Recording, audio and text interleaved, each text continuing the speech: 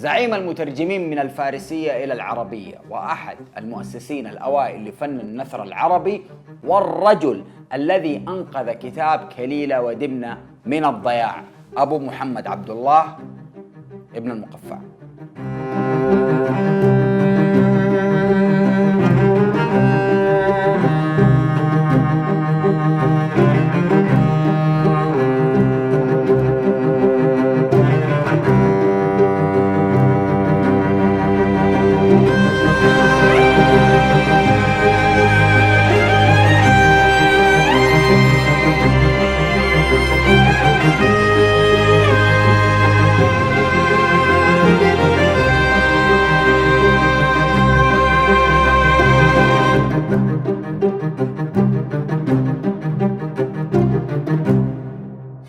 هذه الحلقة برعاية بيتزا هات جدة. لا تنسوا تستنوا إلى آخر الحلقة عشان حيكون في سحب على سؤال ذي قار وجائزتها 1000 ريال.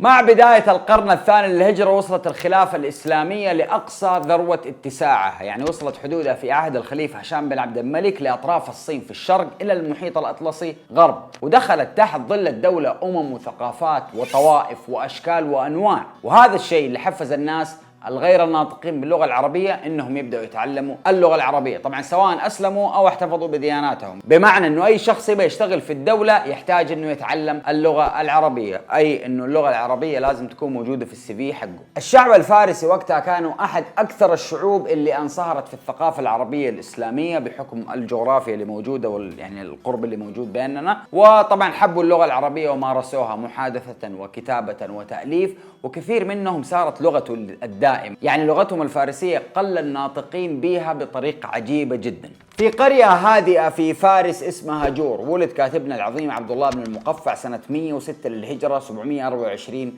ميلادي، من أسرة تعتنق الديانة المانوية، أحد الديانات المجوسية، فتربى على ديانة أبوه قبل أن يسلم، وكان اسمه قبل إسلامه روسبا بن ديداوي. ديداوي أبوه عاش طول عمره هو على الديانة المجوسية، يعني ما أسلم، وكان شغال في الكتابة تبع دواوين الدولة، ووقتها قدر إنه يعين خير ويوصل إلى أن يتولى ديوان الخراج في فارس، وفارس في ذاك الوقت كانت تابعة لولاية العراق، واللي كان في ذاك الوقت برضه يعني يليها مش يحكمها، يليها واليها الحجاج بن يوسف الثقفي. وفي مرة حصلت انه هذا الاب قام باختلاس مبلغ من الديوان، فتم معاقبته وضربه ضرب شديد لدرجة انه اياديه تشنجت وتفقعت، فصار بعد هذه الحادثة ينادوه بالمقفع، والتصق هذا الاسم بابنه اللي صار يتسمى به ابن المقفع. ابوه كان ملاحظ على ولده وهو لسه صغير انه مختلف عن بقية اخوانه، وشافه شاطر وذكي ويحب المعرفة وطالع عليه يحب صنعة الكتابة، فاشتغل يعلمه ويثقفه ويعطيه نصائح ويقول له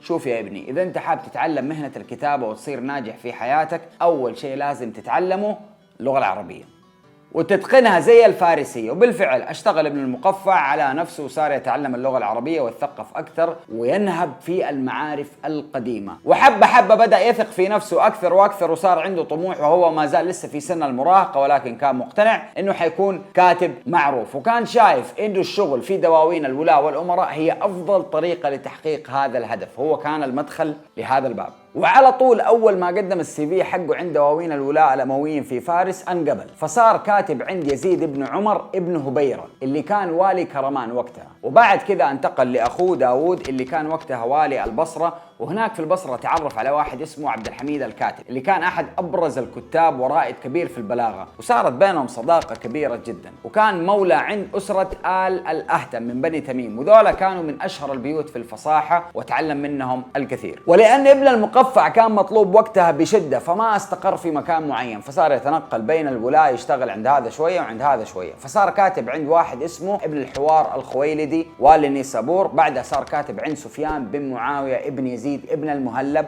حطوا تحته 50 خط عشان حنجيله بعد شوية، وهذا كان والي نيسابور. من سوء حظ ابن المقفع الفترة اللي عاشها في الدولة الأموية كانت يعني الدولة الأموية بتتجه إلى السقوط، وكانت أيضا في نفس الوقت مع بزوغ الخلافة العباسية، فكانت الاضطرابات والاغتيالات يعني العين كتاجر شغالة في كل حتة، وهذه الأحداث وبحكم شغلته فرضت عليه أنه يهتم بالأمور السياسية، بالإضافة أنه يتجنب، طبعا لو تشتغل سياسيا وكان سياسي فحيتجنب أنه أي شيء ممكن يوقعه في أي فخ بكتاباته ولو حتى بالصدفة. من الأمور القوية اللي حصلت له واللي تأثر فيها بشدة يوم كان في البصرة وكان عند صديقه عبد الحميد الكاتب اللي كان هارب ومطلوب عند العباسيين. لما عرفوا مكانه توجهت مجموعة وداهمت البيت اللي الاثنين كانوا جالسين فيه، فدخل عليهم راح حارس الأمن فقال لهم مين فيكم عبد الحميد؟ فالاثنين جاوبوا في نفس الوقت قالوا أنا. كان وقتها ابن المقفع يحاول يضحي بنفسه لأجل ينقذ صديقه، لكن أصر عبد الحميد إنه هو عبد الحميد فأخذوه وأعدموه. وعموما ابن المقفع كان معروف إنه عنده أصحاب جدا قليل ولكن صديق صدوق بمعنى الكلمة. بعدها حصلت مراسلات بينه وبين عيسى بن علي واللي وقتها كان والي على الأهواز، وهذا عيسى بن علي يصير عم الخليفة العباسي الأول اللي هو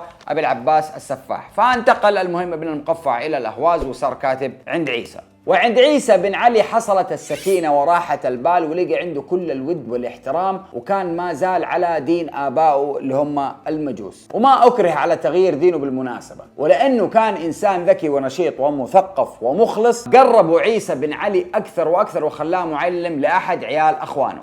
رغم الراحة اللي حصلها عند عيسى ابن علي إلا أنه الأحداث اللي عاصرها زي ما قلنا كانت مليانة اضطرابات، وهذا الشيء فرض عليه أنه يعني يغير اهتماماته في المتغيرات اللي حاصلة، فصار يهتم بالأمور الاجتماعية والسياسية والفكرية، ويحاول أنه يهتم ويساهم لكن بطريقة مختلفة تخليه يعني يبتعد من أنه يفلت حتة هنا ولا حتة هنا، يعني يكون بيلعب في السيف سايد. فقرر انه يرجع للتاريخ القديم في فارس ويشبع فضوله ويقوم بالتعبير عن نفسه والامور اللي بتقلقه عن طريق ايش؟ ترجمة كتب فارسية كانت مكتوبة باللغة الفهلوية زي كتاب تاريخ الملوك، وهو عبارة عن كتاب تاريخي عن سيرة ملوك فارس، وكتاب ثاني عن قوانين فارس وعاداتهم وآدابهم، والكتاب الثالث اسمه مزدك يتكلم عن الأدب الفارسي. وقام بترجمة بعض الكتب اليونانية للعربية زي كتب يعني أرسطوطل اللي عن علم المنطق، إلا أنه أشهر أعماله اللي قام بترجمتها ولقت عناية واهتمام كبير للأدباء والمترجمين يعني إلى اليوم صار لها تأثير على الأدب العالمي هو كتاب كليلة ودمنة. الكتاب هذا أصله هندي وكتب باللغة السنسكريتية وترجم بعد كذا للغة الفارسية وحصلت له شوية إضافات عنده. بس خلينا نرجع شوية لقصة الكتاب. الكتاب كان عبارة عن أسئلة وأجوبة يلقيها أحد ملوك الهند اسمه دبلشيم على فيلسوف حكيم اسمه بيدبا، وفي كل مرة يعطي الجواب بحكاية على ألسنة الحيوانات بحيث أنه يكون لها مغزى، والمغزى هذا حيتفهم من غير ما يكون الرسالة بشكل مباشر. الكتاب هذا ألفه بيدبا وكان إهداء للملك دبلشيم، وهذا الملك كان يعني بيحاول بأقصى الإمكان أنه يترك اسمه يخلد في التاريخ، وتم ذلك. تم الاحتفاظ بالكتاب هذا في خزائن الدولة يتوارثوه الملوك والفلاسفة الهنود، ويظل داخل بلدهم ما يخرج لأي مكان أبدا، إلى أن جاء أقوى ملوك الفرس وهو كسرى النوشروان، واللي يعتبر من أعظم ملوك الإمبراطورية الساسانية الفارسية. كان يحب الفلسفة والثقافة والعلوم، فعرف إنه في كتاب في الهند موجود عند ملوكهم وما يخرج لأي أحد. فلما كسرى النوشروان عرف إنه في كتاب مو موجود في يده قال أنا بخلص يعني كل حاجة بكون رقم واحد فيها، فأنا دحين بالكتاب هذا. ويرسل في مهمة جاسوسية طبيبه الحكيم برزوي، عملية جاسوسية مترتبة وإنه وماخذة مدة طويلة، يعني الرجال ده راح لهم شاب رجالهم عجوز، وكانت الخطة إنه يعيش طويل يعني يعيش وسطهم ويعاشر فلاسفتهم وما يرجع إلا في الكتاب في يده. استطاع الطبيب برزوي فعليا إنه ينسخ الكتاب ويرجع لملكه بعد ما غاب سنين طويلة زي ما قلنا، وإنه خلاص صار شيبة. انبسط كسرى النوشروان بنجاح المهمة لدرجة إنه أمر خازن الأموال إنه يفتح الخزنة ويخليه يدخل ياخذ اللي يبغاه، وقال له خذ ما شئت لك ولعيالك ولأحفادك. قال له أنا ما أبغى بس حاجة واحدة. قال له إيش؟ قال له في بداية الكتاب، دحين إحنا أخذناه من الهندي طيناه للفارسي، في بداية الكتاب أنا يعني مش أنا اللي ترجمت. قال له أيوة أنت اللي ترجمت. قال له ماشي، لازم قبلها أكتب قصة جسوس اللي حصلت والحياة اللي عاشها هناك في الهند. وفعليا إلى الآن أول ما تفتح الكتاب حتلاقي قصة كليلة ودمنة، حتلاقي قصة الطبيب، ويعرف بعلي بن الشاه الفارسي، وذكر فيها السبب الذي من أجله عمل بيدبا الفيلسوف الهندي رأس البراهمة لدبلشيم ملك الهند كتابه الذي سماه كليلة ودمنة. خلصنا من قصة الكتاب وخلاص انتقل من الهند إلى فارس وصار في نسختين موجودة في العالم. يجي بعدها عمنا الكبير ابن المقفع وقام بترجمتها للغة العربية، مع العلم إنه النسخة الهندية الأصلية والفارسية ضاعوا، ما بقت غير النسخة العربية. ومن النسخة العربية هذه عرفوا العالم كتاب كليلة ودمنة. وكمل على كذا انجلش، فرنش، كله. الكتاب جاء على 15 باب، حط فيها ابن المقفع لمساته عشان بس ايش تناسب الذوق العربي والاسلامي، وكانت اغلب مواضيع مركزة على ادب السلطان، يتحدث فيها عن احوال الدولة وسياستها وكيفية حكم الرعية والتعامل مع الولاة. فكان اختياره لهذا الكتاب يعبر عن وعي سياسي واسلوب الترميز اللي بيوفر لك حرية عالية جدا. انا لما احكي القصة يعني مثلا زي على سبيل المثال كتاب جورج أورويل مزرعة الحيوان، هو كتاب له معاني جدا كبيرة، يبسط لك هي بعملية الترميز بالحيوانات، وعملية الحيوانات هي عملية كلاسيكية انك انت تستخدمها في الادب ده، ولكن لم تستخدم قط الا بكتاب كليلة ودمنة كأول محاولة حصلت انه كيف احنا نجسد الحيوانات يعني نخليها رمزية. وهذا شيء راح يؤنس الملوك ويخليهم يطلعوا عليه، كمان الناس البسيطة تستطيع ان هي تطلع عليه لانه كتاب جدا بسيط. وبما انه يعني الملوك كانوا يقرؤوه والناس الطبيعية كانوا يقرؤوه في الوطن العربي باللغة العربية، فصارت النسخة دائما منتشرة، فبالتالي النسخة هناك اللي كانت كده احتكار على الناس هي اللي ضاعت، فما بقت الا غير النسخة العربية، فتداولوها الناس في كل مكان. وطبعا غير ادب السلطان كان يتطرق لادب الصداقة ومنافعها وجمالها وكيف الشخص يستطيع انه يساعد صديق، ودي صراحة كان يعني يشدد فيها دائما، يتكلم عن الصداقة ابن المقفع وهو كان صديق صدوق. وكمان يتطرق عن الأخلاق وتهذيب النفس وبأهمية استخدام العقل. فخرج لنا بكتاب مليان حكم وأمثال وأدب وأخلاق، كتاب تاريخ وسياسة واجتماع، قدمت أفكاره بأسلوب شيق جدا وجذاب يجمع بين الخرافة والحقيقة بلغة سهلة وواضحة جميلة ومثيرة. من ضمن الحكايات المذكورة، عشان احنا قاعدين نهرج وبنمدح الكتاب ده، حنجيب قصتين كده في عجالة بس عشان نفهم ايش المغزى من عملية الترميز هذه. أحد القصص يقول لك كان في قملة عايشة على فراش واحد غني تقعد تشفط في دمه ليل ونهار وهو ما يحس أصلا يعني، إلى أن يوم جاء عندها برغوث، والبرغوث يعني غير القملة لو جات في راسك ما تحس فيها، بس البرغوث لو جاء لسعك هتحس فيه. فأول ما جاء البرغوث عند القملة قال لها أنت إيش بتسوي؟ قالت له حياك تفضل بيت الليلة عندنا، ففي دم فريش وفي فراش لين. فقال له والله أنا موافق. فلما جاء ينام وثب عليه البرغوث، يعني نزل عليه البرغوث ولسعه. من اللسعة هذه قام الرجال، البرغوث طبعا طار. فلما جلس الرجال صار يفتش إيش اللي لسعه، هنا لقى القملة فقام فعص. والقصة دي تعبر عن إيه؟ إنه صاحب الشر ما يسلم منه أحد. وقصة ثانية مثلا عن غراب كان ساكن ويعيش على شجرة فوق، وكانت تحته جحر ثعبان. فكان الغراب كل ما يجيب بيضة ويروح يطلع له الثعبان وياكلها، تعب الغراب منه، فراح يدور على طريقة انه يتخلص منه. فاستشار صاحبه غراب ثاني وقال له انه راح ينتظر الى ان ينام هذا الافعى وحينقض عليه وراح يضربه في عيونه ويخليه ما يشوف اي حاجة. فهنا جاء الغراب الثاني قال له لا لا لا، هي مش كذا، مش بالقوة دي، تخيل لو لفلك ووكلك. لا غلط. قال له طب ايش اسوي؟ قال له سهلة، تروح عند البشر وتسرق منهم ذهب وتخرج قدامهم فحيلحقوك، فتيجي الى ان تصل عند الشجره وتقوم ايه بالغلط كذا تطيح الذهب. حيطيح فين؟ عند جحر الثعبان. حيجوا البشر يبغوا الذهب، حيقتلوا الثعبان. قصه عبر، بس ما اعرف ليه قفلتها بنكته. وفعلا تمت الخطة ونفذها، ويعني أخذ حقه بيد غيره وهو طلع منه. طبعا ابن المقفع عاش يعني حر في اعتقاداته على ديانته المجوسية زي ما قلنا، وكان مطلع على التعاليم الإسلامية والقرآن والسيرة النبوية، إلى أن جاء يوم وهو ماشي في أحد أزقة الأهواز سمع صوت ولد صغير يقرأ القرآن بصوت عالي ويقول: ألم نجعل الأرض مهادا والجبال أوتادا وخلقناكم أزواجا وجعلنا نومكم سباتا. فجلس يقول في نفسه الحق أن هذا ليس بكلام بشر. فراح لعيسى بن علي وقال له: قد دخل الإسلام في قلبي وأريد أن أسلم. فقال له عيسى بن علي: أسمع، خلينا نعلن إسلامك بكرة بحضور القادة والناس. جلسوا مع بعض كذا وبيتعشوا، فكان ابن المقفع يزمزم ويطلع أصوات كذا باطنية وهو يأكل على عادة مين؟ أهل المجوس. فقال عيسى: أتزمزم وأنت على عزم الإسلام؟ فقال ابن المقفع: أكره أن أبيت على غير دين. وأعلن إسلامه اليوم الثاني أمام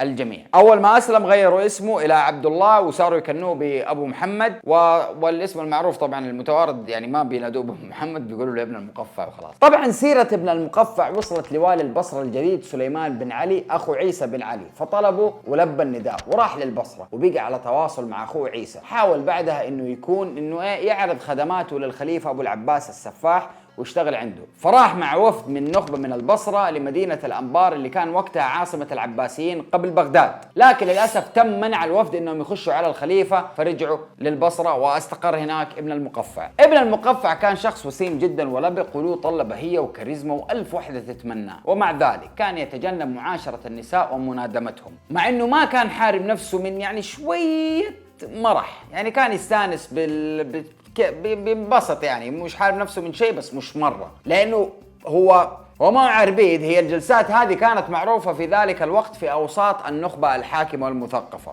فهو مثلا لو قلنا حطينا سكيل من 1 ل10، ابن المقفع كان 3 ولا 4 حاجة زي كذا. وكان أيضا معروف عنه السخاء والكرم ومساعدة المحتاج. في مرة عرف إنه جاره كان مديون وإنه ناوي يبيع بيته لأجل إنه بس فقط يسدد دينه، لكن ابن المقفع فزع للرجال وسدد دينه. وكان له حضور رائع في سوق المربد، وهذا كان ملتقى كبير المثقفين في البصرة. قدر ابن المقفع انه يستفيد من ثقافته الفارسية اللي نشأ عليها بانه يترجم كتب فارسية كثيرة، وانه يكون جسر تواصل بين الحضارتين، بين ابناء الامة الاسلامية بشكل عام. مع العلم كانوا العرب والفرس يشكلوا الكتلة الاعظم في ذلك الوقت. تعرض لاتهامات كبيرة انه منحاز للفرس بسبب ترجماته، لكن الحقيقة انه ابن المقفع ما كان يترجم اي كتاب فارسي حقيقي، كان يترجم بس الشيء اللي يشوفه راح يعمل اضافة للعرب والمسلمين، ويفيد انه بمعنى انه يفيد الواقع اللي هو عايش فيه. طبعا غير اسهاماته في الترجمة انه قام بتأليف بعض الكتب زي الادب الكبير والادب الصغير ورسالة الصحابة، والمقصود بالصحابة هم القادة والولاة والوزراء. كانت عبارة عن رسائل ادبية فكرية سياسية محكمة البناء، عالج فيها مسألة الحكم والدستور، واستوحى افكار من انظمة الحكم من الدولة الساسانية وقانون جوستنيان اليوناني. ورسالة الصحابة تعتبر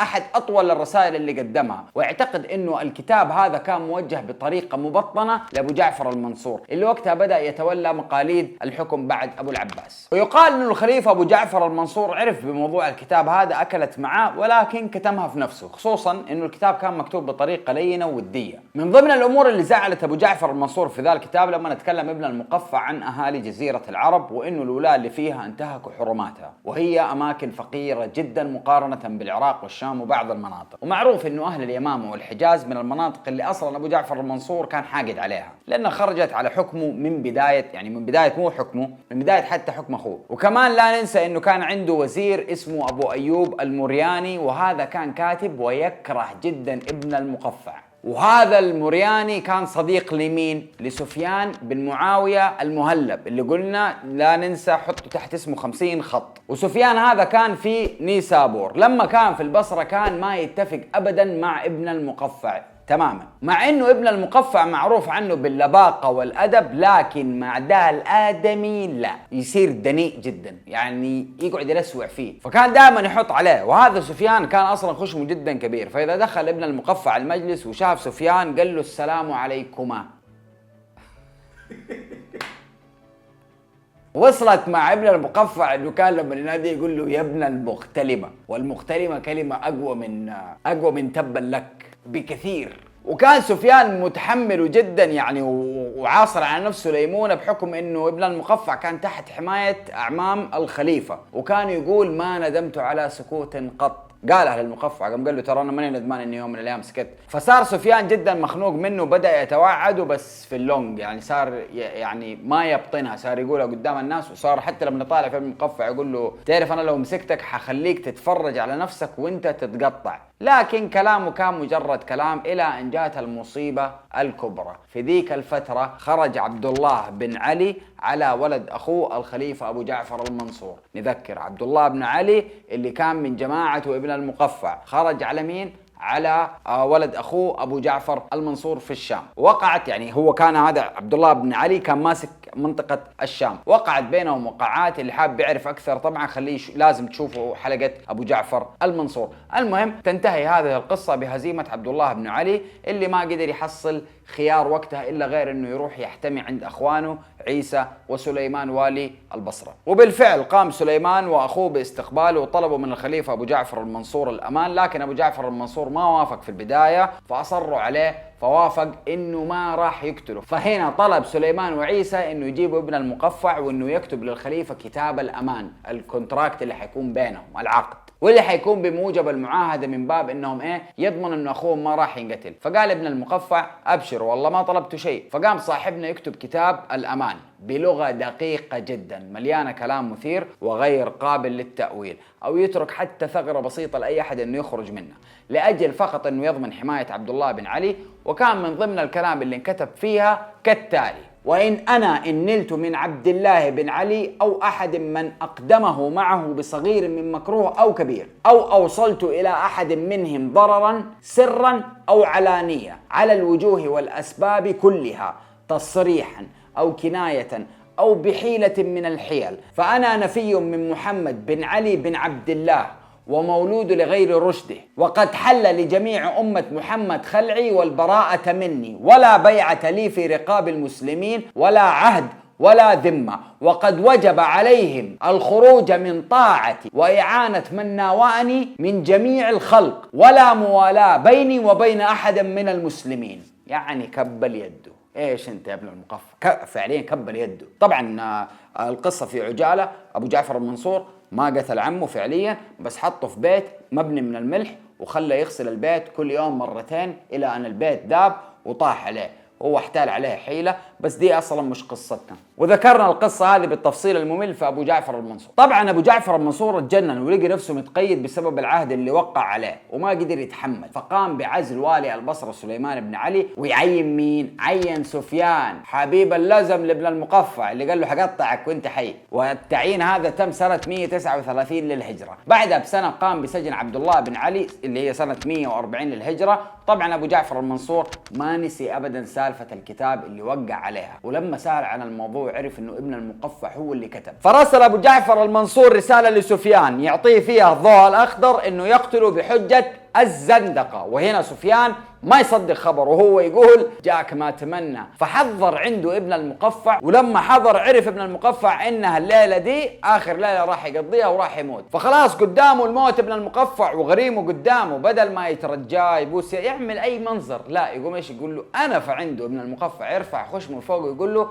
والله انك لتقتلني فتقتل بقتلي 1000 نفس. يعني أنا قتلتي والإرث الثقافي اللي حسيبه ورايا كأنك قتلت 1000 شخص، وقتل 100 مثلك ما وفوا بواحد مثلك. يعني أنا لو جبت 100 زيك قتلته ما ولا شيء، حنصحى بكرة ونفطروا عادي ولا كان نصحى شيء. يعني حتى هو يموت ما مسك نفسه إنه يتهكم على سفيان ويستلمه. حتى قال فيه شعر وهو يعني بيطالع في بعض، قال له إذا مات مثلي مات شخص يموت بموته خلق كثير، وأنت تموت وحدك ليس يدري بموتك لا الصغير ولا الكبير. سفيان طالع فيه وقال له خلصت؟ قلت كل اللي عندك؟ تمام. طلب من الحرس ولا لا مش دي ابدا، طلب من الحرس انه يولعوا التنور، تمام، نحط فيه العيش وكذا. يولع التنور وامرهم يحطوه في التنور، لا يقطعوه، يعني يقطعوه من اطرافه طرف طرف ويرموها في التنور وهو يتفرج على جسمه وهو يتحرق. قتلة شنيعة جدا. وهنا يعني مع التاريخ اللي سواه هذه كانت نهاية ابن المقفع. قتل سنة 142 للهجرة وهذا عمره كم؟ 36 سنة. يعني كل الإسهامات اللي قدمها عمره 36 سنة. أجل لو وصل لعمر 50 ولا 60 إيش كان طلع؟ ومع العلم حاول عيسى بن علي أنه يأخذ بثاره، لكن انتهى بمقتله في نفس السنة اللي قتل فيها ابن المقفع. بتقابلوا مين؟ أبو جعفر المنصور. بس هذه كانت نهاية حلقتنا. أتمنى من كل قلبي أنا وفريق عمل زمكان من الإخراج للكتابة للجرافيكس للأمور الإدارية، من كل قلبنا بنشكركم على متابعتنا للموسم الثالث. هذه كانت نهاية موسمنا. حناخذ إجازة شوية وإن شاء الله راح نرجع لكم في الموسم الرابع. جينا إلى فقرة السحب، السؤال اللي جاء في حلقة ذي قار والمقدمة من بيتزا هات جدة وقيمتها 1000 ريال، والفائز هو 1000 مبروك. والشكر كمان موصول إلى راعينا الدائم بيتزا هات جدة اللي ما سابنا على طول الموسم الثاني والموسم الثالث. شكرا مو بس الدعم اللي كان بيجينا منه الدعم المادي، شكرا للدعم المعنوي اللي كنا بناخذها منه، شكرا للحب اللي كنا شايفينه من جماعة بيتزا هت جدة. شكرا لكل الهدايا الهدايا المقدمة كانت من بيتزا هت على مدار الموسم الثاني والموسم الثالث، وإن شاء الله مكملين مع بعض للموسم الرابع. أتمنى دعواتكم، وأتمنى إن شاء الله أنه نلقاكم في الموسم الرابع. أنا وفريق العمل من كل قلبنا نشكركم على فعليا كل شيء، كل كومنت بتكتبونه، هو كل لحظة حب صادقة بنشوفها منكم حقيقي. يعني لما بنجي نتكلم أو بنكتب أي حاجة حاطين بعين الاعتبار إنه إحنا بناخذ من وقتكم مرة كثير، فما ينفع إنه نطلع نقول أي كلام على الفاضي إذا الكلمة ما كانت مدروسة. وقد نكون أخطأنا في مسألة أو اثنان، أو مثلا يعني مع الغلط ممكن نغلط، ولكن بعد اجتهاد يكون جدا قاسي. فإذا أصبنا فهو من الله سبحانه وتعالى، وإذا أخطأنا فهو من الشيطان من على عسكر. نشوفكم إن شاء الله الموسم الجاي.